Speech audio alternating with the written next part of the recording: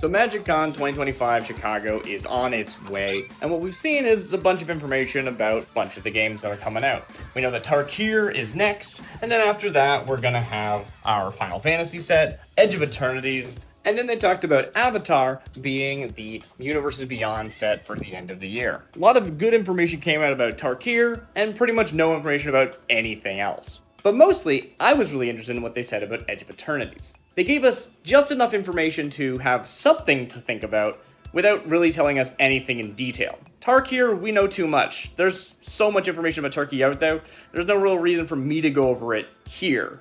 But Edge of Eternities, we got very little. Just a few hints, and that, I think, is really interesting. First, yes, we're going to space, and there's lots of things with scale and scope, and they did allude to this idea that there maybe was some new, quote-unquote, card game technology that is being used to exemplify that scale. We saw spaceships and planets, and well, I'm not actually sure if that is going to matter. They could make lands planets and have an actual new land type for that, but I don't expect it. I think they're just going to be lands. But there still might be some mechanics that let us really do something unique and new with lands.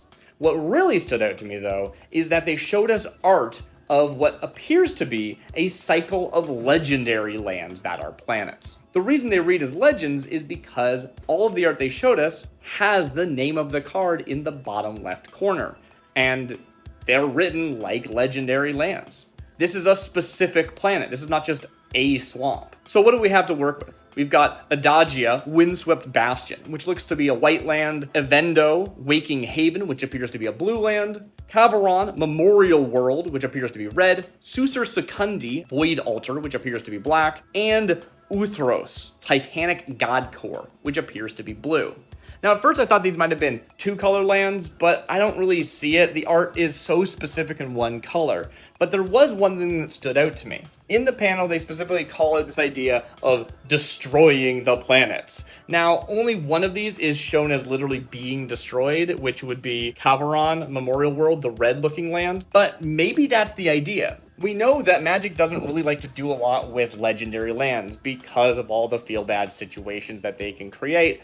But if that land has an alternate use, like the Kamigawa lands did, where you can channel them and discard them to get an effect, so it doesn't really matter if you draw two copies. Whereas with these, maybe they have a sacrifice ability or a when destroyed ability. So you can play your second version, sacrifice the first one, and so you still get value out of it. Maybe it's some specific thing of the ETB you may choose to sacrifice it, something like that, where you can't just play them and then get the value later after already being a land. That would be a lot of power for a single land to have. That's sort of the edge I'm going for. Some kind of sacrifice or destroy or alternate mode of use. The idea of a land that is ETB, you may sacrifice this. If you do, get an effect. If you don't, it's a basic.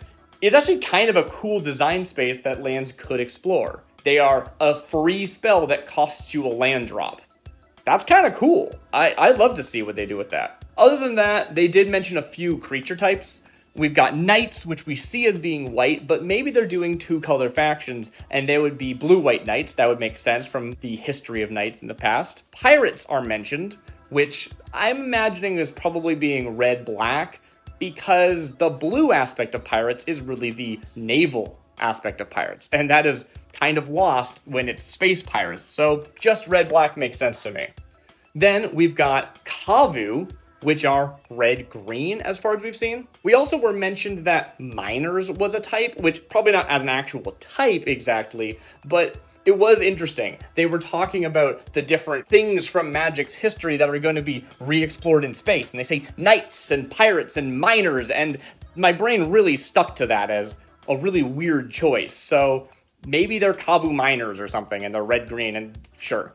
I don't know exactly what the miners are going to be, but probably red at least, because mountains. Other than that, there's probably a green-white faction and a black-blue faction, just so that we have all of the allied colors being represented. But then again, from a draft archetype standpoint, they're probably doing all 10 colors. Whether or not there's an explicit faction for each of the color pairs, or if there's just the 5 color pairs as factions, and then still 10 color pairs as archetypes, is yet to be determined. That's really all we got right now. It's all speculation at this point, but I did want to run through those notes because I thought a lot of the information was easily missable. So hopefully this was some use to somebody. Have a good night. I'll see you next time.